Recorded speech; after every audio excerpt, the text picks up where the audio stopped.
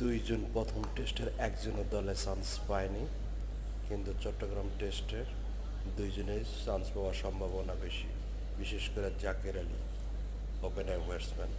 প্রথম টেস্টে সাদমান এবং জয় দুইজনে ব্যর্থ, এবং সেই জন্য জাকের আলী অনেককে হয়তোবা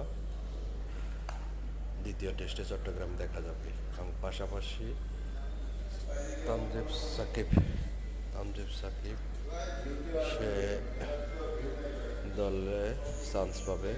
খালিদের পারফরমেন্স ওই রকম কোনো আহামরি কারণে সে দলে হয়তোবা চান্স পেয়ে যাবে তৃতীয় পেসার হিসাবে। চট্টগ্রামে টেস্ট শুরু হবে 28 তারিখ থেকে। তার আগে প্রস্তুতি নিচ্ছেন তানজিদ সাকিব এবং জাকির আলী ওপেনিং ব্যাটসম্যান।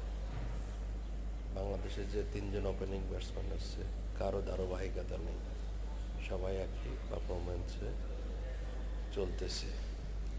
দেখা যাক দ্বিতীয় টেস্ট চট্টগ্রামে কি করে, বাংলাদেশের অবস্থা কি উন্নতি হয় কিনা।